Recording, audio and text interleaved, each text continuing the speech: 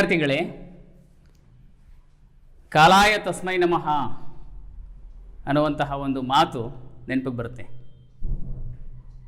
ಈ ಕೋವಿಡ್-19 ಒಂದು ಕಾರಣದಿಂದಾಗಿ ಮುಖಾಮುಖಿಯಾಗಿ ನಡಿಬೇಕಾಗಿದ್ದಂತಹ ವಿದ್ಯಾರ್ಥಿ ಮತ್ತು ಶಿಕ್ಷಕರ ನಡುವಿನ ಒಂದು ಬೋಧನೆ ಇವತ್ತು ಯೂಟ್ಯೂಬ್ಗಳ ಮೂಲಕ ನಡಿಬೇಕಾದಂತಹ ಪರಿಸ್ಥಿತಿ ಬಂದಿದೆ. ಮೊಬೈಲ್ನಂತಹ ಯಾವ ಒಂದು ಎಲೆಕ್ಟ್ರಾನಿಕ್ ಉಪಕರಣಗಳು ಮಕ್ಕಳಿಗೆ ನಿಷಿದ್ಧ ಅಂತ ನಾವು ಅಂದುಕೊಂಡಿದ್ವೋ ಅದು ಇವತ್ತು ಮಕ್ಕಳಿಗೆ ಅನಿವಾರ್ಯವಾಗಿದೆ. ಈ ಹಿನ್ನೆಲೆಯಲ್ಲಿ ಯೂಟ್ಯೂಬ್ ಚಾನಲ್ನ ಮೂಲಕ ತರಗತಿಗಳನ್ನು ವೀಕ್ಷಿಸ್ತಾ ಇರುವಂತಹ ಎಲ್ಲರಿಗೂ ಕೂಡ ಸ್ವಾಗತ ಸುಸ್ವಾಗತ. ನಾನು ನರಸಿಂಹಮೂರ್ತಿ ಎಒ, ತುಮಕೂರಿನಲ್ಲಿರುವ ಎಂಪ್ರೆಸ್ ಬಾಲಕಿಯರ ಸರ್ಕಾರಿ ಪದವಿ ಪೂರ್ವ ಕಾಲೇಜಿನಲ್ಲಿ ಇತಿಹಾಸ ಉಪನ್ಯಾಸಕನಾಗಿ ನಾನು ಸೇವೆಯನ್ನು ಸಲ್ಲಿಸ್ತಾ ಇದ್ದೇನೆ. ಯುರೋಪಿನ ಚರಿತ್ರೆಯಲ್ಲಿ ಸುಮಾರು 15ರಿಂದ 16ನೇ ಶತಮಾನವು ಒಂದು ಮಹತ್ವದ ಒಂದು ಕಾಲಘಟ್ಟವಾಗಿದೆ. ಈ ಒಂದು ಅವಧಿಯಲ್ಲಿ ಮಧ್ಯಯುಗದ ಯುರೋಪಿನ ಒಂದು ಕತ್ತಲೆಯ ಯುಗವನ್ನು ಸರಿಸಿ ಆಧುನಿಕ ಯುಗದ ಆರಂಭಕ್ಕೆ ನಾಂದಿ ಆಡಿದಂತಹ ಮುಖ್ಯವಾದ 3 ಘಟನೆಗಳು ಘಟಿಸಿ ಹೋದವು.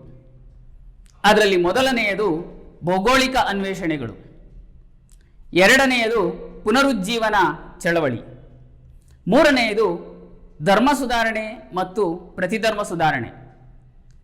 ಮಕ್ಕಳೇ, ಹಿಂದಿನ ತರಗತಿಯಲ್ಲಿ ನಾವು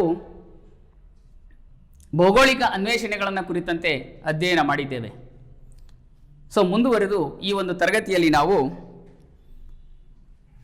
ಮೊದಲನೆಯ PUCಯ ಇತಿಹಾಸ ವಿಷಯದ ಅಧ್ಯಾಯ 7.2 ಇದರ ಪುನರುಜ್ಜೀವನ ಚಳವಳಿ ಅನ್ನುವಂತಹ ಒಂದು ವಿಷಯವನ್ನು ಅಧ್ಯಯನ ಮಾಡ್ತೇವೆ. ಈ ಒಂದು ಅಧ್ಯಾಯದಲ್ಲಿ ಪುನರುಜ್ಜೀವನದ ಅರ್ಥ, ಇಟಲಿಯನ್ನು ಪುನರುಜ್ಜೀವನದ ತವರೂರು ಎಂದು ಕರೆಯುತ್ತಾರೆ, ಪುನರುಜ್ಜೀವನ ಚಳವಳಿಯ ಉಗಮಕ್ಕೆ ಕಾರಣವಾದ ಅಂಶಗಳು, ಪುನರುಜ್ಜೀವನ ಚಳವಳಿಯ ಲಕ್ಷಣಗಳು, ಪುನರುಜ್ಜೀವನ ಚಳವಳಿಯು ಈ ಒಂದು ಆಧುನಿಕ ಜಗತ್ತಿಗೆ ನೀಡಿದಂತಹ ಕೊಡುಗೆಗಳು, ಇದರಲ್ಲಿ ಸಾಹಿತ್ಯ ಕ್ಷೇತ್ರಕ್ಕೆ, ಕಲೆ ಮತ್ತು ವಾಸ್ತುಶಿಲ್ಪ ಕ್ಷೇತ್ರದಲ್ಲಿ ಶಿಲ್ಪಕಲೆ ಮತ್ತು ಚಿತ್ರಕಲಾ ಕ್ಷೇತ್ರಕ್ಕೆ, ವಿಜ್ಞಾನ ಕ್ಷೇತ್ರಕ್ಕೆ ನೀಡಿದಂತಹ ಕೊಡುಗೆಗಳನ್ನು ಅಧ್ಯಯನ ಮಾಡ್ತೇವೆ.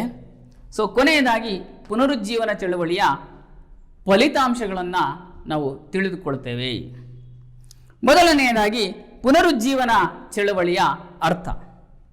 ಪುನರುಜ್ಜೀವನ ಎಂಬ ಪದವು ಆಂಗ್ಲ ಭಾಷೆಯ ರೆನೈಸಾನ್ಸ್ ಅನ್ನುವಂತಹ ಪದಕ್ಕೆ ಸಮಾನಾರ್ಥಕವಾಗಿ ಬಳಸ್ತೇವೆ. ರೆನೈಸಾನ್ಸ್ ಅನ್ನುವಂತಹ ಈ ಒಂದು ಪರಿಕಲ್ಪನೆಯು ಲ್ಯಾಟಿನ್ ಭಾಷೆಯ ರೆನೆಸಿರೆ ಅನ್ನುವಂತಹ ಪದದಿಂದ ಬಂದಿದೆ. ರೆನೆಸಿರೆ ಅನ್ನುವಂಥದ್ದು ಅದರ ಅರ್ಥವನ್ನು ನಾವು ತಿಳಿದುಕೊಳ್ಳುವಂಥ ಪ್ರಯತ್ನವನ್ನು ಮಾಡಿದಾಗ ಮರುಜನ್ಮ, ಮರುಹುಟ್ಟು ಅಥವಾ ಪುನರ್ಜನ್ಮ ಎಂಬ ಅರ್ಥವನ್ನು ನಾವು ತಿಳಿದುಕೊಳ್ಬೋದು. ಇಲ್ಲಿ ಪುನರುಜ್ಜೀವನ ಅಂತಂದರೆ ಪ್ರಾಚೀನ ಗ್ರೀಕ್ ಮತ್ತು ರೋಮ್ನ ಶ್ರೇಷ್ಠ ಸಂಸ್ಕೃತಿಗಳನ್ನು ಮತ್ತೊಮ್ಮೆ ಅಧ್ಯಯನ ಮಾಡುವಂಥದ್ದು, ಪುನರಾವಲೋಕನ ಮಾಡುವಂಥದ್ದು ಅಥವಾ ಪುನರ್ ಪರಿಶೀಲನೆಗೆ ಒಳಪಡಿಸುವಂಥದ್ದು.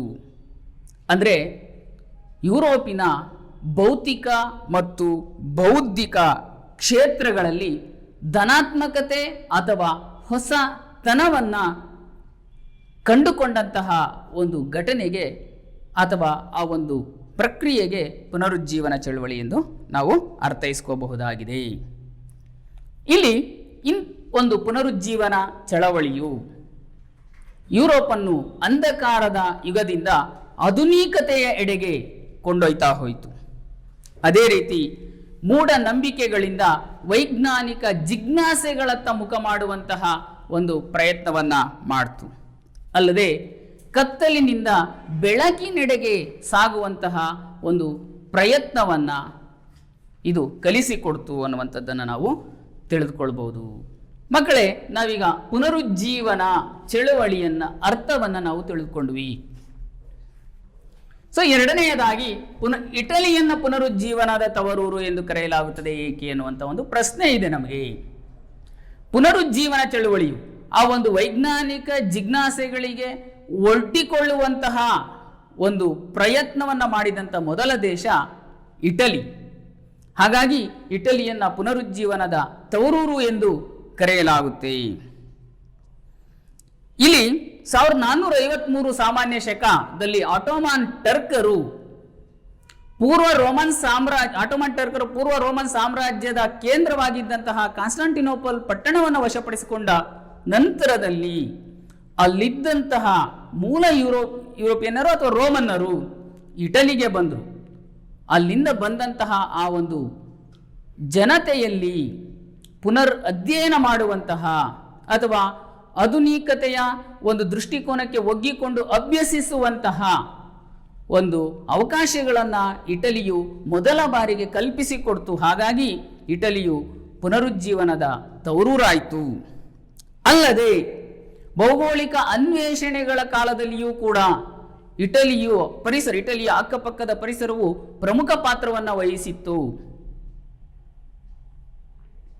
ಹಾಗಾಗಿ ಜಗತ್ತಿನ ಸಮಾಜದ ಒಂದು ದರ್ಶನವಾದದ್ದು ಮೊದಲು ಇಟಾಲಿಯನ್ನರಿಗೆ. ಹಾಗಾಗಿ ಇಟಲಿಯು ವೈಜ್ಞಾನಿಕ ದೃಷ್ಟಿಕೋನವುಳ್ಳ ಅಥವಾ ವಿಶ್ಲೇಷಿಸುವಂತಹ ಒಂದು ದೃಷ್ಟಿಕೋನವನ್ನು ಆ ಒಂದು ಜನತೆಯಲ್ಲಿ ಮೊದಲ ಬಾರಿಗೆ ಮೂಡಿಸುವಂತಹ ಒಂದು ಪ್ರಯತ್ನ ಮಾಡಿದ್ರಿಂದ ಇಟಲಿಯು ಪುನರುಜ್ಜೀವನದ ತವರೂರಾಯಿತು. ಅಥವಾ ಅಂದರೆ ಮೊದಲನೇ ಬಾರಿಗೆ ಪುನರುಜ್ಜೀವನ ಚಳುವಳಿಯು ಆರಂಭಗೊಂಡಿದ್ದು ಇಟಲಿಯಲ್ಲಿ ಅನ್ನುವಂಥದ್ದನ್ನು ನಾವು ಅಧ್ಯಯನ ಮಾಡ್ತೇವೆ. ಹೀಗಾಗಿ ಇಟಲಿಯನ್ನು ಪುನರುಜ್ಜೀವನದ ತವರೂರು ಎಂದು ಕರೆಯಲಾಗಿದೆ. ಮಕ್ಕಳೇ, ಎರಡನೇ ಅಂಶವನ್ನು ಅಧ್ಯಯನ ಮಾಡಿದ್ವಿ. ಮೂರನೆಯ ಅಂಶದಲ್ಲಿ ಪುನರುಜ್ಜೀವನದ ಚಳವಳಿಯ ಉಗಮ ಏಕೆ ಆಯಿತು? ಈ ಹಿಂದೆ ಎಂದಿಯೂ ಕೂಡ ಕತ್ತಲೆ ಯುಗವನ್ನು ಕೊನೆಗಾಣಿಸುವಂಥ ಪ್ರಯತ್ನಗಳು ನಡೆಯಲಿಲ್ಲ. ಆದರೆ ಈ ಒಂದು ಅವಧಿಯಲ್ಲಿಯೇ ಏಕೆ ಆದವು ಅನ್ನುವಂಥದ್ದನ್ನು ನಾವು ಈ ಒಂದು ಟಾಪಿಕಲ್ಲಿ ಅಧ್ಯಯನ ಮಾಡ್ತೇವೆ. ಮೊದಲನೆಯ ಕಾರಣ ಪುನರುಜ್ಜೀವನ ಚಳವಳಿಯ ಉಗಮಕ್ಕೆ ಮೊದಲನೆಯ ಕಾರಣ. ಇದನ್ನು ಪುನರುಜ್ಜೀವನದ ಉಗಮಕ್ಕೆ ಪ್ರೇರಕವಾದ ಅಂಶಗಳಾವು, ಪುನರುಜ್ಜೀವನದ ಉಗಮಕ್ಕೆ ಪೂರಕವಾದ ಅಂಶಗಳಾವು ಎಂಬುದಾಗಿಯೂ ಕೂಡ ನಾವು ಕರ್ಕೊತೇವೆ. ಹಾಗಾಗಿ ಮೊದಲನೆಯ ಕಾರಣ, ಮೊದಲನೆಯ ಪೂರಕವಾದ ಅಂಶ ಅಥವಾ ಮೊದಲನೆಯ ಪ್ರೇರಕವಾದ ಅಂಶ ಒಂದು. ಸಾಮಾನ್ಯ ಶಕ 1453ರಲ್ಲಿ ಆಟೋಮನ್ ಟರ್ಕರು ಕಾನ್ಸ್ಟಾಂಟಿನೋಪಲ್ ಪಟ್ಟಣವನ್ನು ವಶಪಡಿಸಿಕೊಂಡು ಕಾನ್ಸ್ಟಾಂಟಿನೋಪಲ್ ಪಟ್ಟಣದಲ್ಲಿ ಇದ್ದಂತಹ ಜನತೆಯನ್ನು ಹೊರಗೆ ಹಾಕಿದ್ರು. ಆ ಕಾನ್ಸ್ಟಾಂಟಿನೋಪಲ್ ಪಟ್ಟಣದಿಂದ ಹೊರಗೆ ಬಂದಂಥ ಜನ ತಮ್ಮ ಪುರಾತನ ವಸ್ತುಗಳು, ಸಾಮಗ್ರಿಗಳ ಜೊತೆಯಲ್ಲಿ ಅವರು ರೋಮನ್ನು ತಲುಪಿದರು, ಇಟಲಿಯನ್ನು ತಲುಪಿದರು. ಅವರಿಗೆ ಒಂದು ವೈಶಾಲ್ಯವಾದಂತಹ ಒಂದು ದೃಷ್ಟಿಕೋನವನ್ನು ವಿಸ್ತರಿಸಿ ಆಲೋಚಿಸುವಂತಹ ಅಥವಾ ಬದುಕುವಂತಹ ಒಂದು ಅವಕಾಶವನ್ನು ಇಟಲಿ ಕಲ್ಪಿಸಿಕೊಡ್ತು. ಸೊ ಹೀಗಾಗಿ ಆ ಒಂದು ಪುನರುಜ್ಜೀವನ, ಅವಲೋಕನ, ಪರಿಶೀಲನೆ ಮಾಡುವಂತಹ ಪ್ರಯತ್ನ ಮೊದಲ ಬಾರಿಗೆ ಇಟಲಿಯಲ್ಲಿ ನಡೆಯಿತು. ಇದು ಪುನರುಜ್ಜೀವನಕ್ಕೆ ಮೊದಲನೆಯ ಕಾರಣವಾಗಿ ಮಾರ್ಪಡ್ತು. ಎರಡನೆಯ ಅಂಶವಾಗಿ ಶಿಕ್ಷಣದ ಪ್ರಚಾರ. ಇಟಾಲಿಯನ್ನರು ಮತ್ತು ಆ ಪರಿಸರವು ಶಿಕ್ಷಣದ ಪ್ರಸಾರಕ್ಕೆ ನೀಡಿದಂತಹ ಒಂದು ಪ್ರೋತ್ಸಾಹ ಏನಿದೆ, ಉದಾಹರಣೆಗೆ ನೇಪಲ್ಸ್, ಪ್ಯಾರಿಸ್, ಬೊಲಾಗ್ನಾ, ಆಕ್ಸ್ಫರ್ಡ್ನಂತಹ ವಿಶ್ವವಿದ್ಯಾನಿಲಯಗಳು ಆರಂಭಗೊಳಿಸಲಾಯಿತು. ಈ ವಿಶ್ವವಿದ್ಯಾನಿಲಯಗಳು ಜನತೆಯಲ್ಲಿ ಜ್ಞಾನಧಾರೆಯನ್ನು, ಅಜ್ಞಾನವನ್ನು ಪಸರಿಸುವಂಥ ಒಂದು ಕೆಲಸವನ್ನು ಮಾಡಿದ್ರು.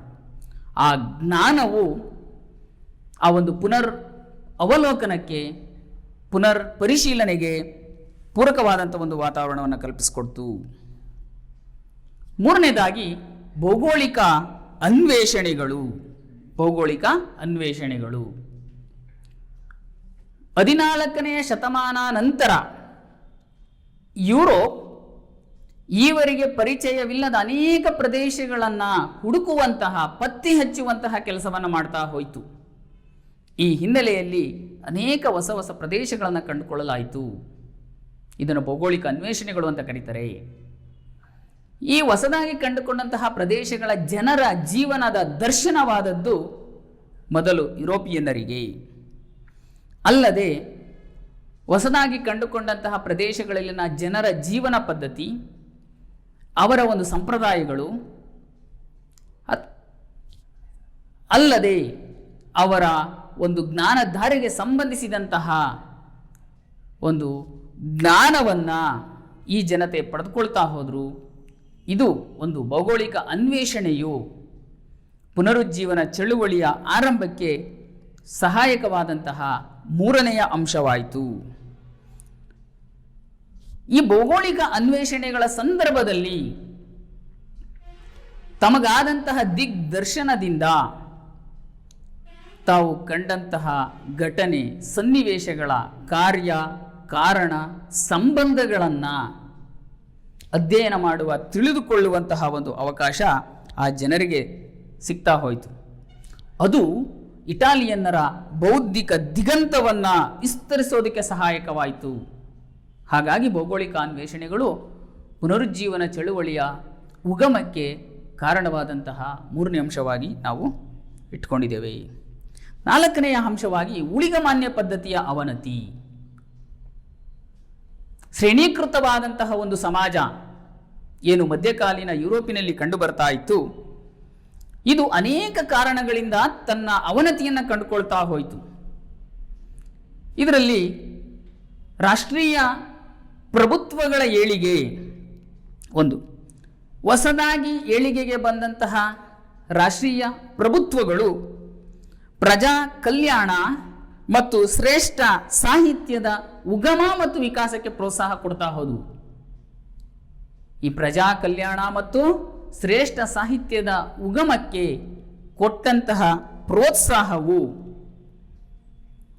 ಪುನರುಜ್ಜೀವನ ಚಳವಳಿಯ ಉಗಮಕ್ಕೆ ಅಥವಾ ಪುನರುಜ್ಜೀವನ ಚಳವಳಿ ನಡೆಯೋದಕ್ಕೆ ಕಾರಣವಾದಂತಹ ಮತ್ತೊಂದು ಅಂಶವಾಯಿತು.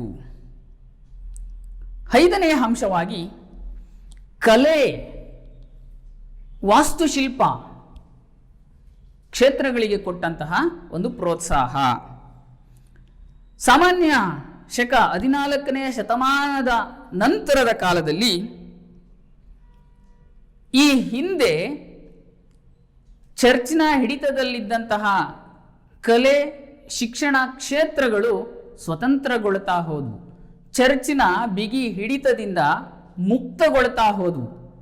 ಆಗ ಅಲ್ಲಿ ಆ ಒಂದು ವೈಜ್ಞಾನಿಕ ದೃಷ್ಟಿಕೋನ ಅನ್ನುವಂಥದ್ದು ಬೆಳೆದದ್ದನ್ನು ನಾವು ಗುರುತಿಸಬಹುದಾಗಿದೆ.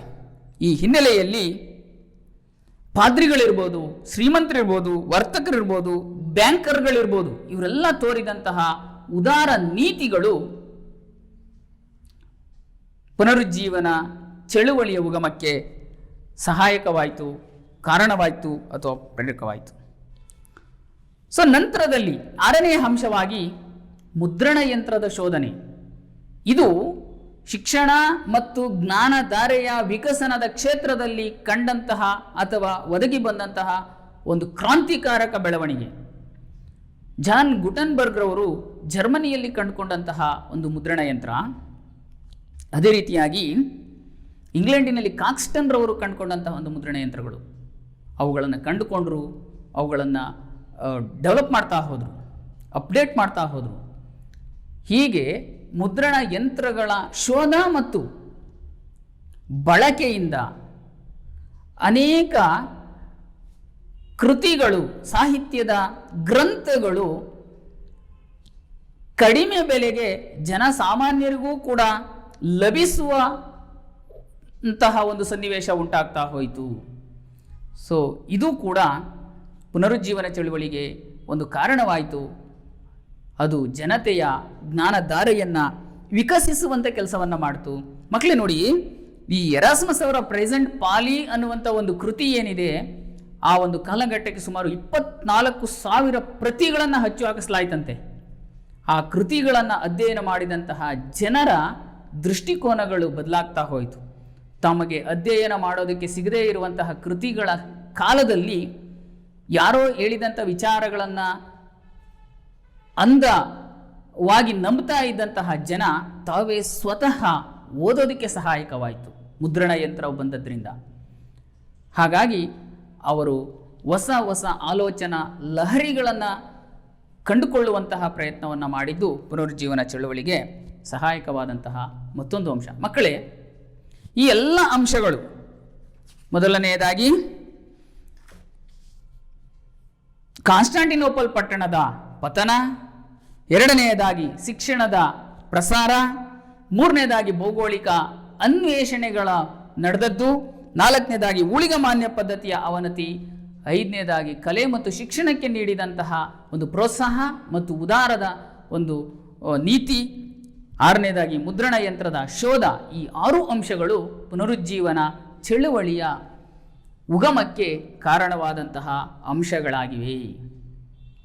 ಮಕ್ಕಳೇ, ನಾವೀಗ ಮೊದಲನೆಯ ಅಂಶವಾಗಿ ಪುನರುಜ್ಜೀವನದ ಅರ್ಥ, ಎರಡನೇದಾಗಿ ಇಟಲಿಯ ಪುನರುಜ್ಜೀವನದ ತವರೂರು, ಮೂರನೆಯದಾಗಿ ಪುನರುಜ್ಜೀವನ ಚಳುವಳಿಯ ಉಗಮಕ್ಕೆ ಕಾರಣವಾದಂತಹ ಅಂಶಗಳನ್ನು ಕುರಿತಂತೆ ಅಧ್ಯಯನ ಮಾಡಿದ್ವಿ. ಮುಂದಿನ ಅಂಶವಾಗಿ ಪುನರುಜ್ಜೀವನ ಚಳುವಳಿಯ ಲಕ್ಷಣಗಳು, ಪುನರುಜ್ಜೀವನ ಚಳುವಳಿಯ ಸ್ವರೂಪ ಹೇಗಿತ್ತು ಅನ್ನುವಂಥದ್ದನ್ನು ನಾವು ತಿಳಿದುಕೊಳ್ತೇವೆ. ಇಲ್ಲಿ ಮೊದಲನೆಯ ಒಂದು ಲಕ್ಷಣ ಮಾನವತಾವಾದ. ಇದನ್ನು ಹ್ಯೂಮನಿಸಮ್ ಅಂತ ಕರಿತೀವಿ. ಮಾನವತಾವಾದವು ಮಾನವನ ಬಗ್ಗೆ ಅಥವಾ ಮಾನವನನ್ನು ಕೇಂದ್ರವಾಗಿರಿಸಿಕೊಂಡು ಮಾನವನ ಬಗ್ಗೆ ಒಂದು ಸಹಾನುಭೂತಿಯುಳ್ಳ ಅಧ್ಯಯನವಾಗಿ ನಮಗೆ ಕಂಡುಬರುತ್ತೆ. ಇದು ಆಧ್ಯಾತ್ಮಿಕ ವಿಚಾರಧಾರೆಗಳನ್ನು ನಿರಾಕರಿಸಿ ವೈಚಾರಿಕ ಮತ್ತು ಮಾನವಿಕ ಉದ್ದೇಶವುಳ್ಳಂತಹ ಒಂದು ಅಧ್ಯಯನವಾಗಿತ್ತು. ಈ ಮಾನವತಾವಾದದ ಪಿತಾಮಹನಾಗಿ ನಮಗೆ ಪೆಟ್ರಾರ್ಕ್ರವರು ಕಂಡು ಬಂದರು. ಹಾಗಾಗಿ ಪೆಟ್ರಾರ್ಕ್ನವರನ್ನು ಪುನರುಜ್ಜೀವನದ ಪಿತಾಮಹ ಎಂದು ಕರೀತೇವೆ. ನಂತರವೂ ಕೂಡ ಅನೇಕ ಮಾನವತಾವಾದಿಗಳು ಇಲ್ಲಿ ಇದ್ದಿದ್ದನ್ನು ನಾವು ಕಾಣ್ತೇವೆ. ಅವರಲ್ಲಿ ಡಾಂಟೆ, ಸಿಸಿರೋ, ಬೊಕಾಸಿಯೋ ಮತ್ತು ಸರ್ವಾಂಟಿಸ್ ಮುಂತಾದವರು, ಇವರು ಕೂಡ ಮಾನವತಾವಾದಿಗಳು ಆಗಿದ್ರು. ಮಕ್ಕಳೇ, ಮೊದಲ ಬಾರಿಗೆ ನಮಗೆ ಗೊತ್ತಿಲ್ಲದೇ ಇರುವಂತಹ ಸಂಕೀರ್ಣವಾಗಿದ್ದಂತಹ ಆಧ್ಯಾತ್ಮಿಕ ವಿಚಾರಧಾರೆಯನ್ನು ನಿರಾಕರಿಸಿ ಪ್ರಾಪಂಚಿಕ ಅಥವಾ ಮಾನವನನ್ನು ಕೇಂದ್ರವಾಗಿಟ್ಟುಕೊಂಡು ಅಧ್ಯಯನ ಮಾಡುವಂತಹ ದೃಷ್ಟಿಕೋನವನ್ನು ಪುನರುಜ್ಜೀವನ ಚಳುವಳಿಯು ಕಲಿಸಿಕೊಡ್ತು. ಇದನ್ನು ಮಾನವತಾವಾದ ಅಂತ ಕರೆದ್ವಿ. ಮಾನವತಾವಾದದ ಪಿತಾಮಹ ಪೆಟ್ರಾರ್ಕ್ ಅನ್ನುವಂಥದ್ದನ್ನು ನಾವು ನೆನಪಿನಲ್ಲಿ ಇಟ್ಕೊಳ್ಬೇಕಾಗುತ್ತೆ. ಎರಡನೇದಾಗಿ ಪುನರುಜ್ಜೀವನ ಚಳುವಳಿಯ ಲಕ್ಷಣಗಳಲ್ಲಿ ಎರಡನೆಯ ಅಂಶ ಶಾಸ್ತ್ರೀಯ ಶೈಲಿಯ ಅನುಕರಣೆ. ಶಾಸ್ತ್ರೀಯ ಶೈಲಿಯ ಅನುಕರಣೆ. ಮಾನವತಾವಾದದ ಆರಂಭವು ಪ್ರಾಚೀನ ಗ್ರೀಕ್ ಮತ್ತು ರೋಮ್ನ ಶೈಲಿಗಳ ಬಗ್ಗೆ ಸ್ಫೂರ್ತಿದಾಯಕವಾದಂತಹ ಒಂದು ಆಸಕ್ತಿಯನ್ನು ಮೂಡಿಸ್ತಾ ಹೋಯಿತು. ಅಲ್ಲದೆ ಕಲೆ, ವಾಸ್ತುಶಿಲ್ಪ, ಶಿಕ್ಷಣ, ಸಾಹಿತ್ಯ ಮುಂತಾದ ಕ್ಷೇತ್ರಗಳಲ್ಲಿ ಹೊಸ ಒಂದು ದೃಷ್ಟಿಕೋನದ, ಹೊಸ ಶೈಲಿಯ ಒಂದು ಭಾವನೆಯನ್ನು ಮೂಡಿಸ್ತಾ ಹೋಯಿತು. ಇದಲ್ಲದೆ ಹೊಸ ಶೈಲಿಯ ಸಂಸ್ಕೃತಿಯ ಅಸ್ತಿತ್ವಕ್ಕೂ ಕೂಡ ಇದು ಕಾರಣವಾಗ್ತಾ ಹೋಯಿತು. ಇದು ಪುನರುಜ್ಜೀವನ ಚಳುವಳಿಯ ಎರಡನೆಯ ಲಕ್ಷಣ. ಮೊದಲನೆಯ ಲಕ್ಷಣ ಮಾನವತಾವಾದ, ಎರಡನೆಯ ಲಕ್ಷಣ ಶಾಸ್ತ್ರೀಯ ಶೈಲಿಯ ಅನುಕರಣೆ. ಮೂರನೆಯ ಅಂಶ ಪ್ರಾದೇಶಿಕ ಭಾಷೆಗಳ ಬೆಳವಣಿಗೆ. ಪುನರುಜ್ಜೀವನ ಚಳುವಳಿಯ ಕಾಲದಲ್ಲಿ ಕಂಡುಬಂದಂಥ ಮತ್ತೊಂದು ಸ್ವರೂಪ ಅಥವಾ ಲಕ್ಷಣ ಪ್ರಾದೇಶಿಕ ಭಾಷೆಗಳ ಬೆಳವಣಿಗೆ. ಮಕ್ಕಳೇ, ಇದುವರೆಗೂ ಲ್ಯಾಟಿನನ್ನು ಒಂದು ದೇವಭಾಷೆ ಅನ್ನಿಸ್ಕೊಳ್ಳಲಾಗಿತ್ತು. ಆ ಲ್ಯಾಟಿನ್ನಲ್ಲಿ ಬಂದದ್ದೇ ಬಹಳ ಅಧಿಕೃತ ಎಂಬಂತಹ ವಿಚಾರ, ಒಂದು ಭಾವನೆಯನ್ನು, ಅಭಿಪ್ರಾಯಗಳನ್ನು ಮೂಡಿಸಲಾಗಿತ್ತು. ಆದರೆ ಪುನರುಜ್ಜೀವನ ಕಾಲದಲ್ಲಿ ಆ ಲ್ಯಾಟಿನ್ ಭಾಷೆಯ ಸ್ಥಾನವನ್ನು ಅಥವಾ ಅದರಷ್ಟೇ ಸ್ಥಾನಮಾನವನ್ನು ಪಡೆದುಕೊಂಡಂತಹ ಅನೇಕ ಪ್ರಾದೇಶಿಕ ಭಾಷೆಗಳು ಏಳಿಗೆಗೆ ಬರ್ತಾ ಹೋದವು. ಉದಾಹರಣೆಗೆ ಇಂಗ್ಲೆಂಡಿನ ಒಂದು ಏನು ಇವತ್ತು ಅಂತಾರಾಷ್ಟ್ರೀಯ ಭಾಷೆಯಾಗಿದೆ ಅದು ಇಂಗ್ಲೀಷು, ಅಲ್ಲದೆ ಜರ್ಮನ್ ಭಾಷೆ, ಅಲ್ಲದೆ ಸ್ಪ್ಯಾನಿಷ್ ಭಾಷೆ, ಇವೆಲ್ಲವೂ ಕೂಡ ಒಂದು ದೊಡ್ಡ ಮಟ್ಟದಲ್ಲಿ ಬೆಳವಣಿಗೆ ಆಗ್ತಾ ಹೋದವು. ಅಲ್ಲದೆ ಲ್ಯಾಟಿನ್ ಭಾಷೆಯಲ್ಲಿ ರಚಿಸಲ್ಪಟ್ಟಿದ್ದಂತಹ ಅನೇಕ ಕೃತಿಗಳನ್ನು ಈ ಪ್ರಾದೇಶಿಕ ಭಾಷೆಗಳಲ್ಲಿಯೂ ಕೂಡ ಅನುವಾದಿಸಲಾಗ್ತಾ ಹೋಯಿತು.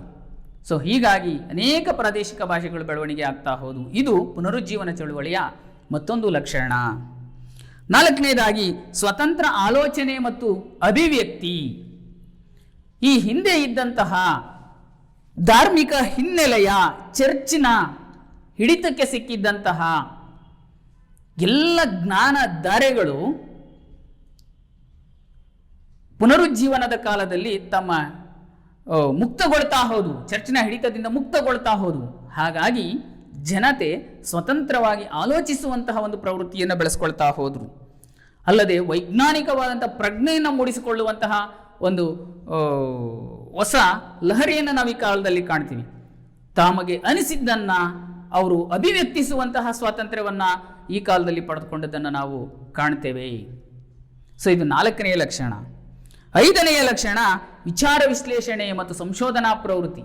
ಹೇಳಿದ್ದನ್ನು ಕೇಳದೆ ತಾವು ಅನ್ವೇಷಿಸಿ ತಾವು ಕಂಡುಕೊಂಡಂತಹ ಸತ್ಯವನ್ನು ಸರ್ವಕಾಲಿಕ ಒಂದು ಜ್ಞಾನ ಎಂಬುದಾಗಿ ಅಕ್ಸೆಪ್ಟ್ ಮಾಡುವಂತಹ ಒಂದು ಪ್ರವೃತ್ತಿ ಈ ಕಾಲದಲ್ಲಿ ಬೆಳೆದಿದ್ದನ್ನು ನಾವು ಗುರುತಿಸಬಹುದು. ಅದಲ್ಲದೆ ಆ ವಿಚಾರಗಳನ್ನು ವಿಶ್ಲೇಷಿಸಿ ಅರ್ಥೈಸಿಕೊಂಡು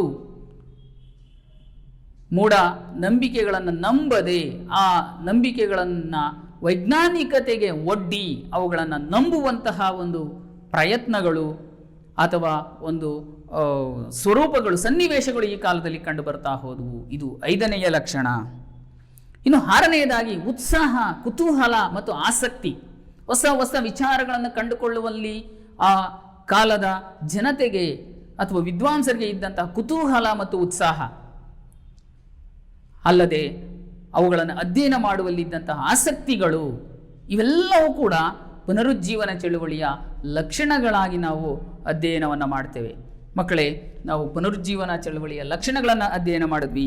ಅದರಲ್ಲಿ ಒಂದನೇದು ಮಾನವತಾವಾದ, ಎರಡನೇದು ಶಾಸ್ತ್ರೀಯ ಶೈಲಿಯ ಬೆಳವಣಿಗೆ ಅಥವಾ ಅನುಕರಣೆ, ಮೂರನೇದಾಗಿ ಪ್ರಾದೇಶಿಕ ಭಾಷೆಗಳ ಬೆಳವಣಿಗೆ, ನಾಲ್ಕನೇದಾಗಿ ಸ್ವತಂತ್ರ ಆಲೋಚನೆ ಮತ್ತು ಅಭಿವ್ಯಕ್ತಿ ಹಾಗೂ ವೈಜ್ಞಾನಿಕ ಪ್ರಜ್ಞೆ, ಐದನೇದಾಗಿ ವಿಚಾರ ವಿಶ್ಲೇಷಣೆ ಮತ್ತು ಸಂಶೋಧನಾ ಪ್ರವೃತ್ತಿ, ಆರನೇದಾಗಿ ಉತ್ಸಾಹ, ಕುತೂಹಲ ಮತ್ತು ಆಸಕ್ತಿ ಎಂತಹ ಒಂದು ಭಾವನೆಗಳು ಅಥವಾ ಮಾನಸಿಕ ಸ್ಥಿತಿಗಳು ಏನಿದ್ವು ಇವು ಪುನರುಜ್ಜೀವನ ಚಳುವಳಿಯ ಲಕ್ಷಣಗಳಾಗಿ ನಮಗೆ ಕಂಡುಬಂದವು. ಮಕ್ಕಳೇ, ಮುಂದಿನ ಅಂಶವಾಗಿ ಪುನರುಜ್ಜೀವನದ ಕೊಡುಗೆಗಳು. ಪುನರುಜ್ಜೀವನದ ಚಳುವಳಿಯ ಸನ್ನಿವೇಶದಲ್ಲಿ ಸಾಹಿತ್ಯ ಕ್ಷೇತ್ರ, ಕಲೆ, ವಾಸ್ತುಶಿಲ್ಪ ಕ್ಷೇತ್ರ, ವಿಜ್ಞಾನ ಕ್ಷೇತ್ರದಲ್ಲಾದಂತಹ ಒಂದು ಧನಾತ್ಮಕ ಬೆಳವಣಿಗೆಗಳು ನಂತರದ ಕಾಲಘಟ್ಟಕ್ಕೂ ಕೂಡ ವರ್ಗಾಯಿಸಲಾಗ್ತಾ ಹೋಯಿತು. ಅದನ್ನು ಪುನರುಜ್ಜೀವನದ ಚಳವಳಿಯ ಒಂದು ಕೊಡುಗೆಗಳು ಎಂಬುದಾಗಿ ನಾವು ಪರಿಗಣಿಸಿದ್ದೇವೆ.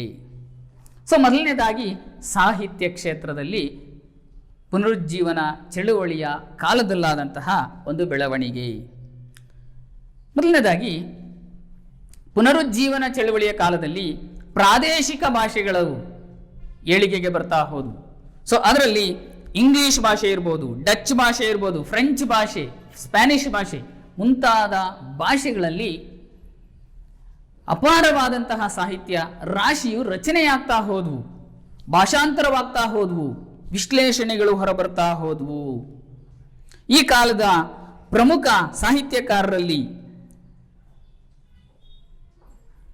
ಪೆಟ್ರಾರ್ಕ್, ಡಾಂಟೆ, ಬೊಕಾಶಿಯೋ ಇವರು ಪ್ರಮುಖರು. ಇವರನ್ನು ಪುನರುಜ್ಜೀವನ ಚಳುವಳಿಯ ಕಾಲಘಟ್ಟದ ಆರಂಭಿಕ ಬರಹಗಾರರು ಎಂಬುದಾಗಿ ಪರಿಗಣಿಸಲಾಗಿದೆ. ಸೊ ಮೊದಲನೇದಾಗಿ ಪೆಟ್ರಾರ್ಕ್. ಈ ಪೆಟ್ರಾರ್ಕು ರವರನ್ನು ಮಾನವತಾವಾದದ ಪಿತಾಮಹ ಎಂದು ಕರೆಯಲಾಗಿದೆ. ಅಲ್ಲದೆ ಇವರು 200 ಲ್ಯಾಟಿನ್ ಮತ್ತು ಗ್ರೀಕ್ ಹಸ್ತಪ್ರತಿಗಳನ್ನು ಸಂಗ್ರಹಿಸಿದ್ರಂತೆ, ಶಾಸನಗಳನ್ನು ಸಂಗ್ರಹಿಸಿದ್ರು, ನಾಣ್ಯಗಳನ್ನು ಸಂಗ್ರಹಿಸಿದ್ರು. ಇವರು ಮೊದಲ ಬಾರಿಗೆ ಆಧ್ಯಾತ್ಮಿಕ ಒಂದು ಸಂಕೋಲೆಗಳಿಂದ ಹೊರಬಂದು ಪ್ರಾಪಂಚಿಕ ಸೌಂದರ್ಯಕ್ಕೆ, ಅಸ್ಮಿತೆಗೆ ಒಂದು ಪ್ರೋತ್ಸಾಹವನ್ನು ನೀಡುವಂತಹ ಒಬ್ಬ ವ್ಯಕ್ತಿಯಾಗಿ ಕಂಡುಬಂದರು. ಸೊ ಇವರು ಲಾರಾ ಸಾನೆಟ್ಸ್ ಅನ್ನುವಂತಹ ಒಂದು ಅಷ್ಟ ಷಟ್ಪದಿಯನ್ನು ರಚಿಸಿದರು. ಸೊ ಲಾರಾ ಒಬ್ಬ ಹೆಣ್ಣು ಮಗಳಾಗಿದ್ಲು. ಆಕೆಯ ಸೌಂದರ್ಯಕ್ಕೆ ಮಾರು ಹೋಗಿ ಇವರು ಆ ಒಂದು ಲಾರಾ ಸಾನೆಟ್ಸ್ ಅನ್ನುವಂತಹ ರಮ್ಯ ಗೀತೆಗಳನ್ನು ರಚಿಸ್ತಾ ಹೋದರು ಅನ್ನುವಂಥದ್ದು. ಈ ಡಾಂಟೆ, ಪೆಟ್ರ್ಯಾರ್ಕು, ಮೆಕಾವೆಲ್ಲಿ, ಬೊಕಾಶಿ ಇವರೆಲ್ಲರೂ ಕೂಡ ಇಟಾಲಿಯನ್ನರಾಗಿದ್ದರು. ಈ ರೆನಾನ್ ಅನ್ನುವಂಥವರು ಪೆಟ್ರಿಯಾರ್ಕ್ರವರನ್ನು ಪ್ರಥಮ ಆಧುನಿಕ ಮಾನವ ಎಂಬುದಾಗಿ ಶ್ಲಾಘಿಸಿದ್ದಾರೆ. ಪ್ರಥಮ ಆಧುನಿಕ ಮಾನವ ಎಂದು ಶ್ಲಾಘಿಸಿದ್ದಾರೆ. ಅಲ್ಲದೆ ಪೆಟ್ರಿಯಾರ್ಕ್ರವರನ್ನು ಪುನರುಜ್ಜೀವನ ಚಳುವಳಿಯ ಉಷಾತಾರೆ ಎಂದು ಕೂಡ ಕರೆಯುತ್ತಾರೆ.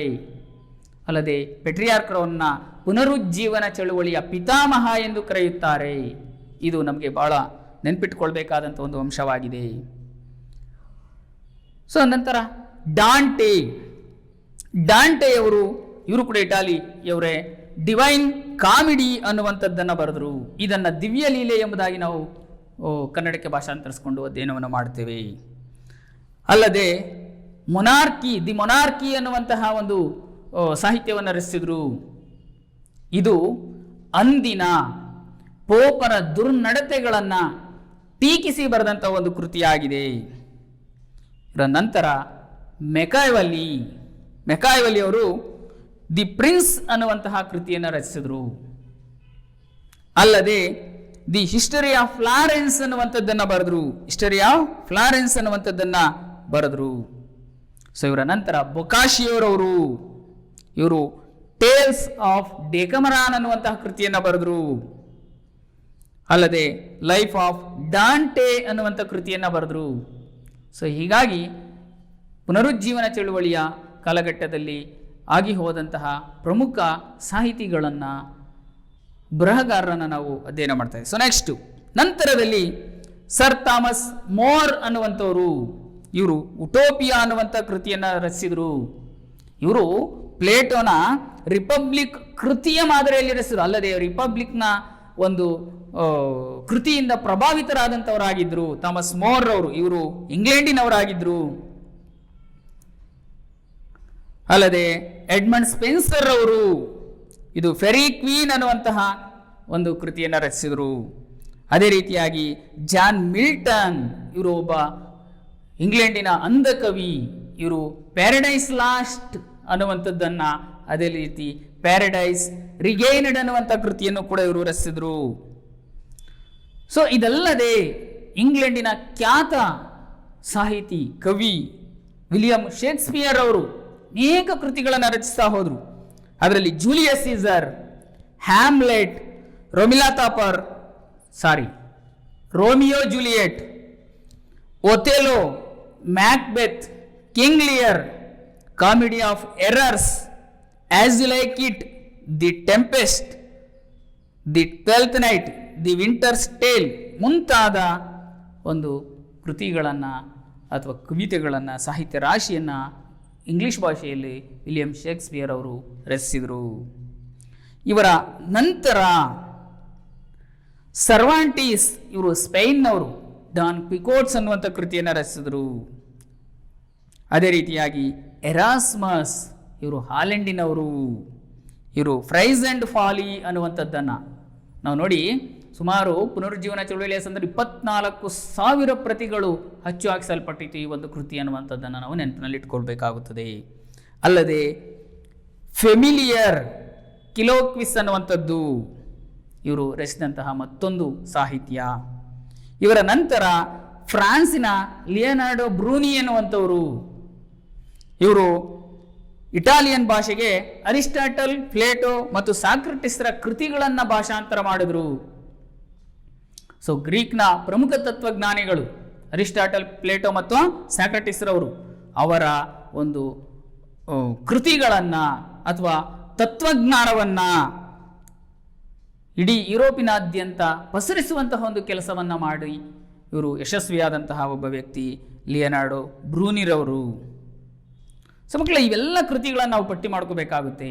ಸೊ ಇದು ಪುನರುಜ್ಜೀವನದ ಸಂದರ್ಭದಲ್ಲಿ ಸಾಹಿತ್ಯ ಕ್ಷೇತ್ರದಲ್ಲಾದಂತಹ ಬೆಳವಣಿಗೆ.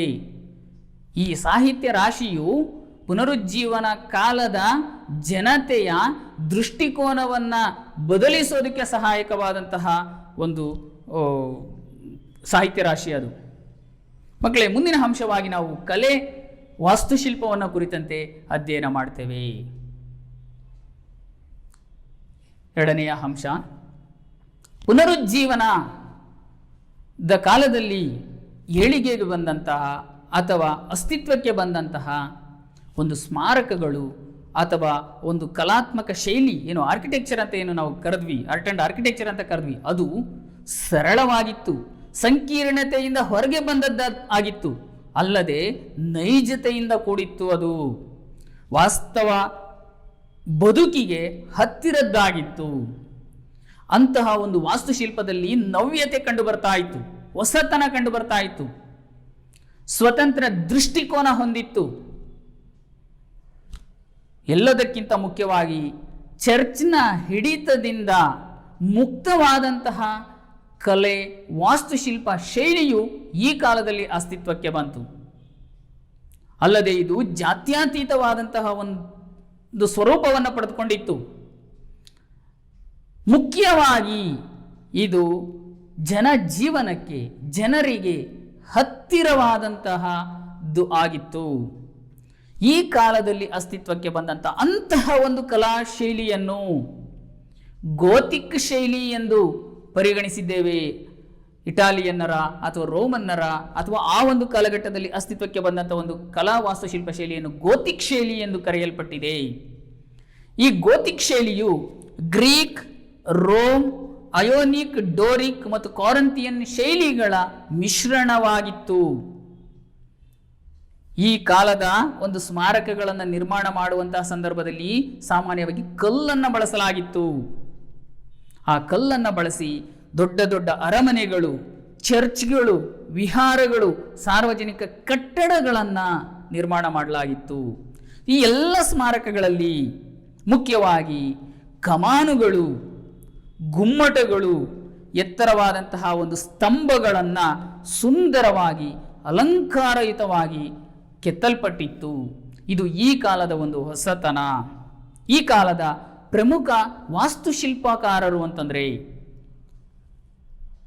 ಅಥವಾ ಕಲಾ ವಾಸ್ತುಶಿಲ್ಪಕ್ಕೆ ಪ್ರಾಮುಖ್ಯತೆಯನ್ನು ಕೊಟ್ಟಂತಹ ಅಥವಾ ಆ ಒಂದು ಕ್ಷೇತ್ರದಲ್ಲಿ ವಹಿಸಿದಂತಹ ಪ್ರಮುಖ ಪಾತ್ರಧಾರಿಗಳು ಅಂತಂದರೆ ಆಲ್ಬರ್ಟಿ ಎನ್ನುವಂಥವ್ರು, ಮಾನೆಟಿ, ಬ್ರೂಮ್ಲೆಸ್ಚಿ ಎನ್ನುವಂಥವ್ರು, ಬ್ರುಮಾಂಟೆ ಅವರು, ಮೈಕೆಲ್ ಏಂಜೆಲೋ ಪ್ರಮುಖರಾಗಿದ್ದರು.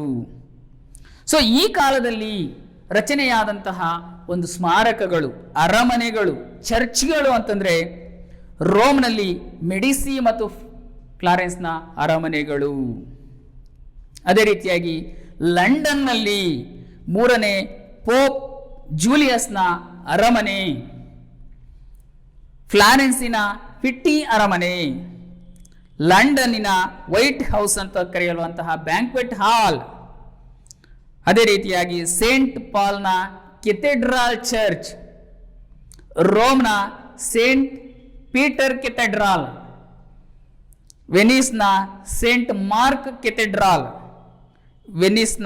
ಮಾರ್ಕ್ ಕೆಥೆಡ್ರಲ್, ಸ್ಪೇನಿನ ಫಿಕೋಲೋಮಿನಿ ಅರಮನೆ, ವೆನಿಸ್ನ ಡ್ಯೂಯಸ್ ಅರಮನೆ, ವ್ಯಾಟಿಕನ್ ಸಿಟಿಯ ಸಿಸ್ಟನ್ ಚಾಪೆಲ್. ಇವು ಈ ಕಾಲದ ಒಂದು ವಾಸ್ತುಶಿಲ್ಪವನ್ನು ಕುರಿತಂತೆ ಅಧ್ಯಯನ ಮಾಡೋದಕ್ಕೆ ನಮಗಿರುವಂತಹ ಒಂದು ಅವಶೇಷಗಳು, ಸ್ಮಾರಕಗಳು. ಮಕ್ಕಳೇ, ಇದರ ನಂತರ ಕಲಾ ವಾಸ್ತುಶಿಲ್ಪದ ಬಗ್ಗೆ ಅಧ್ಯಯನ ಮಾಡ್ತಾ ಇದ್ದೀವಿ. ಇದರಲ್ಲಿ ಮೊದಲನೇ ಅಂಶ ಶಿಲ್ಪಕಲೆ.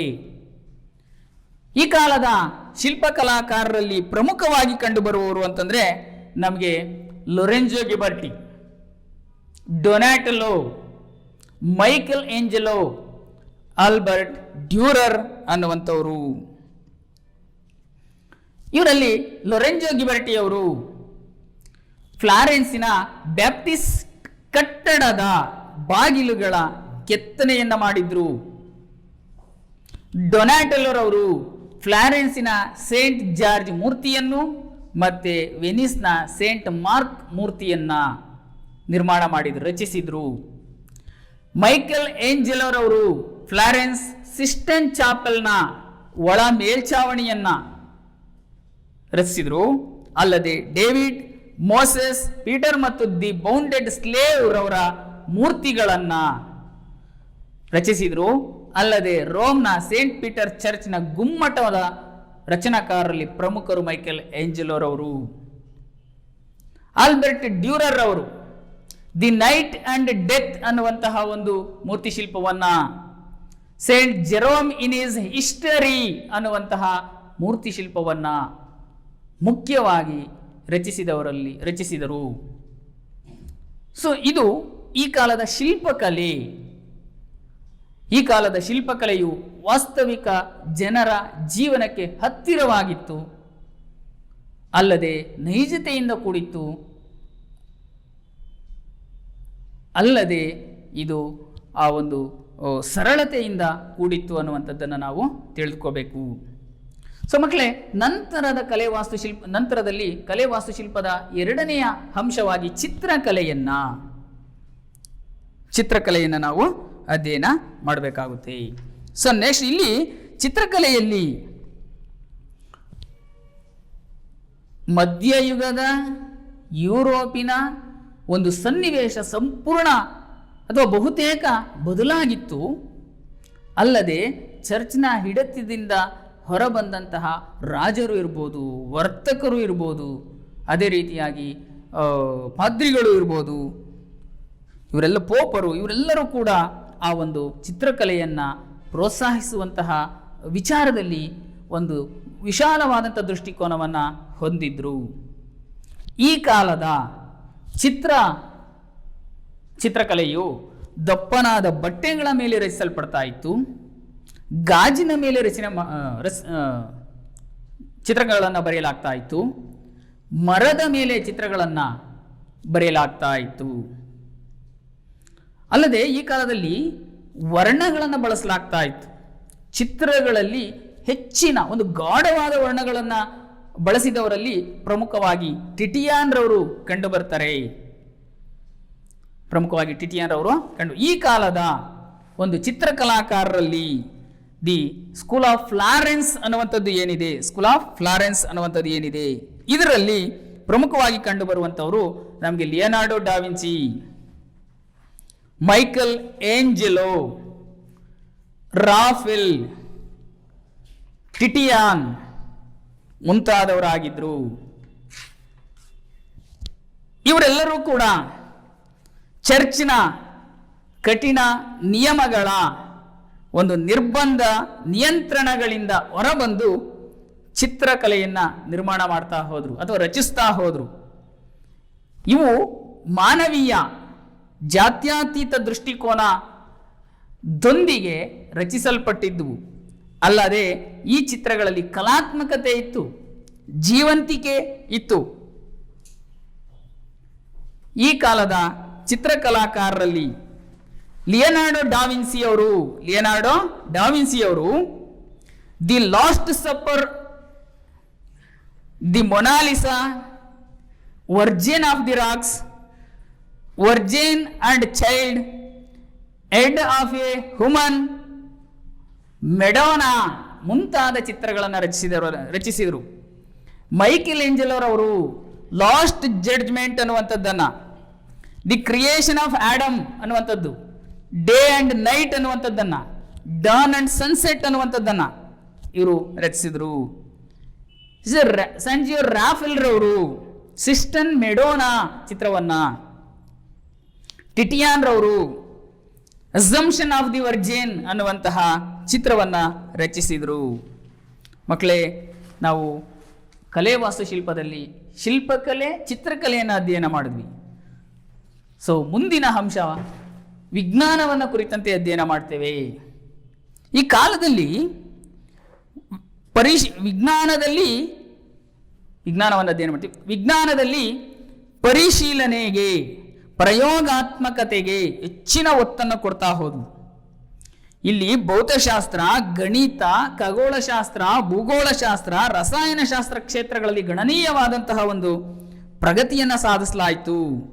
ಸಾಮಾನ್ಯ ಶಕ 1500ರಲ್ಲಿ ಸ್ವಿಟ್ಜರ್ಲ್ಯಾಂಡಿನ ಜಾಕಟ್ ನ್ಯೂಫರ್ ಅವರು ಮಹಿಳೆಯೊಬ್ಬರಿಗೆ ಮೊದಲ ಬಾರಿಗೆ ಶಸ್ತ್ರಚಿಕಿತ್ಸೆಯನ್ನು ಮಾಡಿದರು. ಸಿಸೇರಿಯನ್ ಶಸ್ತ್ರಚಿಕಿತ್ಸೆಯನ್ನು ನಡೆಸಿದರು. ರೋಜರ್ ಬೇಕನ್ ರವರು ಮದ್ದಿನ ಪುಡಿಯನ್ನ ಮೊದಲ ಬಾರಿಗೆ ಉಪಯೋಗಿಸಿದ್ರು. ಭೂತಗನ್ನಡಿಯನ್ನು ಅಭಿವೃದ್ಧಿಪಡಿಸಿದ್ರು. ಸಾಮಾನ್ಯ ಶಕ 1480ರಲ್ಲಿ ಲಿಯನಾರ್ಡೋ ಡಾವಿನ್ಸಿ ಅವರು ಪ್ಯಾರಾಚೂಟ್ ಅನ್ನು ಕಂಡುಕೊಂಡ್ರು. ಅಲ್ಲದೆ ಹಾರುವ ಯಂತ್ರದ ನಕಾಶೆಯನ್ನು ತಯಾರಿಸಿದ್ರು. ಇದು ಮುಂದೆ ವಿಮಾನವನ್ನು ಕಂಡುಕೊಳ್ಳೋದಕ್ಕೆ ಸ್ಫೂರ್ತಿದಾಯಕವಾದಂತಹ ಒಂದು ಅಂಶವಾಯಿತು. ಇನ್ನು ವಿಜ್ಞಾನ ಕ್ಷೇತ್ರದಲ್ಲಿ ಅಥವಾ ಖಗೋಳ ಕ್ಷೇತ್ರದಲ್ಲಿ ಮತ್ತೊಂದು ಪ್ರಮುಖವಾದಂಥ ವ್ಯಕ್ತಿತ್ವ ಅಂತಂದ್ರೆ ನಿಕೋಲಸ್ ಕೋಪರ್ನಿಕಸ್ ರವರು. ಇವರು ಪೋಲೆಂಡಿನವರಾಗಿದ್ದರು. ಇವರು ಈ ಹಿಂದೆ ನಂಬಿದ್ದಂತಹ ಭೂಕೇಂದ್ರಿತ ಸಿದ್ಧಾಂತವನ್ನ ಸುಳ್ಳು ಮಾಡಿ ಸೂರ್ಯ ಕೇಂದ್ರಿತ ಸಿದ್ಧಾಂತವನ್ನ ಪ್ರತಿಪಾದಿಸಿದರು. ಮಕ್ಕಳೇ, ಸೂರ್ಯ ಕೇಂದ್ರಿತ ಸಿದ್ಧಾಂತ ಅಂತಂದ್ರೆ ಸೌರ ವ್ಯೂಹದಲ್ಲಿ ಸೂರ್ಯನನ್ನ ಕೇಂದ್ರವಾಗಿಟ್ಟುಕೊಂಡು ಎಲ್ಲ ಗ್ರಹಗಳು, ಉಪಗ್ರಹಗಳು ಸೂರ್ಯನ ಸುತ್ತ ಸುತ್ತುತ್ತಾ ಇದೆ ಅನ್ನುವಂಥದ್ದನ್ನು ಮೊದಲ ಬಾರಿಗೆ ಹೇಳ್ತಾ ಹೋದ್ರು. ಈ ಒಂದು ಸೂರ್ಯ ಕೇಂದ್ರಿತ ಸಿದ್ಧಾಂತವನ್ನ ಜಾನ್ ಕೆಪ್ಲರ್ ಅವರು, ಜರ್ಮನಿಯವರು ಮತ್ತಷ್ಟು ಅಭಿವೃದ್ಧಿಪಡಿಸ್ತಾ ಹೋದ್ರು.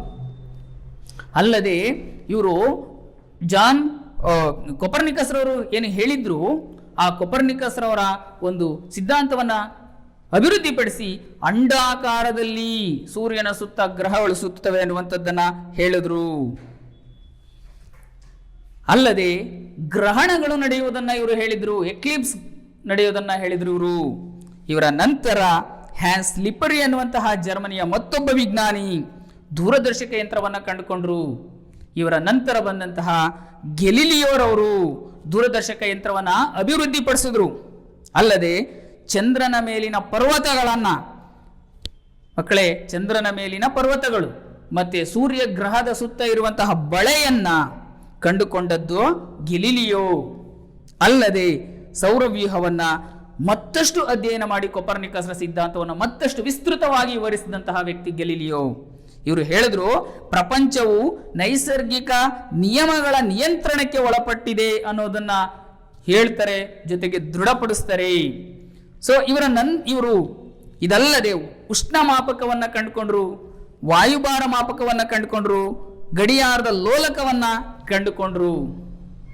ಇವರ ನಂತರ ಬಂದಂತಹ ನ್ಯೂಟನ್ ರವರು ಗುರುತ್ವಾಕರ್ಷಣ ಶಕ್ತಿ, ಭೂಮಿಗೆ ಎಲ್ಲ ವಸ್ತುಗಳನ್ನು ತನ್ನೆಡೆಗೆ ಸೆಳೆದುಕೊಳ್ಳುವಂತಹ ಒಂದು ಗುರುತ್ವಾಕರ್ಷಣ ಶಕ್ತಿ ಇದೆ ಅನ್ನುವಂಥದ್ದನ್ನ ಕಂಡುಕೊಂಡ್ರು.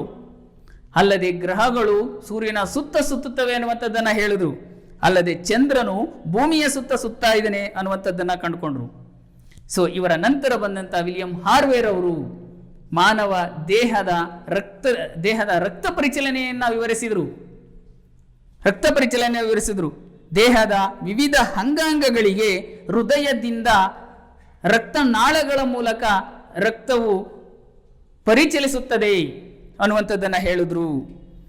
ಇವರ ನಂತರ ಬಂದಂತಹ ಜಾನ್ ಗುಟನ್ಬರ್ಗ್ ಮತ್ತು ಜಾನ್ ಗುಟನ್ಬರ್ಗ್ ಜರ್ಮನಿಯವರು, ನಂತರ ಇಂಗ್ಲೆಂಡಿನ ಕಾನ್ಸ್ಟನ್ ರವರು ಮುದ್ರಣ ಯಂತ್ರವನ್ನು ಕಂಡುಕೊಂಡ್ರು.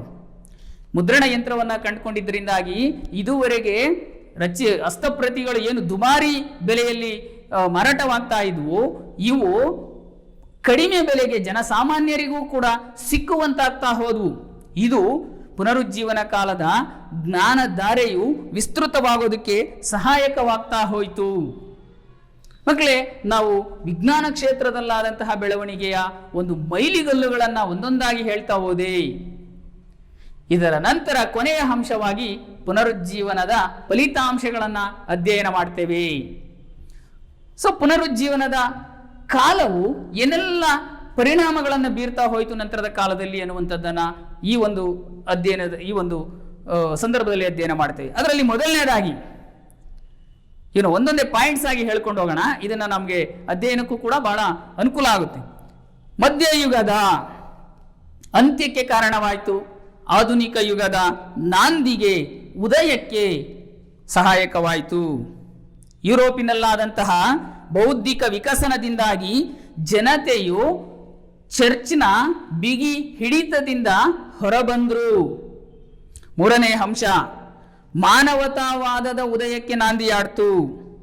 ಆಧ್ಯಾತ್ಮಿಕ ಪ್ರಪಂಚದಿಂದ ಹೊರಬಂದಂತಹ ಮಾನವ ಹೆಚ್ಚು ಹೆಚ್ಚು ಮಹತ್ವವನ್ನು ಪಡೆದುಕೊಳ್ತಾ ಹೋದ. ನಾಲ್ಕನೆಯದಾಗಿ, ಲ್ಯಾಟಿನ್ ಭಾಷೆಯ ಮಹತ್ವವು ಕಡಿಮೆಯಾಗಿ ಪ್ರಾದೇಶಿಕ ಭಾಷೆಗಳು ಏಳಿಗೆಗೆ ಬರ್ತಾ ಹೋದವು. ಐದನೆಯದಾಗಿ, ಗ್ರೀಕ್ ರೋಮನ್ ಶಾಸ್ತ್ರೀಯ ಅಧ್ಯಯನಕ್ಕೆ ಪ್ರೋತ್ಸಾಹ ನೀಡಲಾಯಿತು.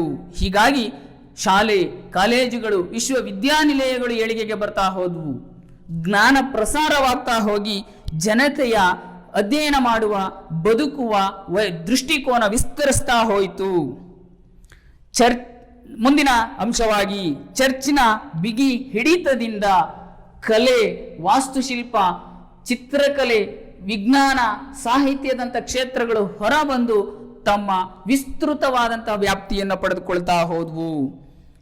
ಮುಂದಿನ ಅಂಶವಾಗಿ, ವೈಜ್ಞಾನಿಕ ಸಂಶೋಧನೆಗೆ ಪ್ರೋತ್ಸಾಹ ನೀಡಲಾಗಿ ಪ್ರಯೋಗಾತ್ಮಕತೆ ಮತ್ತು ಅನ್ವೇಷಣೆಗಳಿಗೆ ಕಾರಣವಾಯಿತು. ಅಲ್ಲದೆ ಮಕ್ಕಳೇ, ಕೊನೆಯ ಅಂಶವಾಗಿ, ರಾಜಪ್ರಭುತ್ವಗಳ ಉದಯದಿಂದ ವಿವಿಧ ರಾಷ್ಟ್ರಗಳಲ್ಲಿ ರಾಷ್ಟ್ರೀಯ ಪ್ರಜ್ಞೆ ಉದಯಿಸೋದಕ್ಕೆ ಸಹಾಯಕವಾಗ್ತಾ ಹೋಯಿತು. ಸೊ ಮಕ್ಕಳೇ, ಈ ಒಂದು ಅಧ್ಯಯನದಲ್ಲಿ, ಈ ಒಂದು ತರಗತಿಯಲ್ಲಿ ಪುನರುಜ್ಜೀವನ ಚಳುವಳಿಯ ಅರ್ಥ, ಇಟಲಿಯನ್ನು ಪುನರುಜ್ಜೀವನದ ತವರೂರು ಎಂದು ಕರೆಯಲಾಗಿದೆ.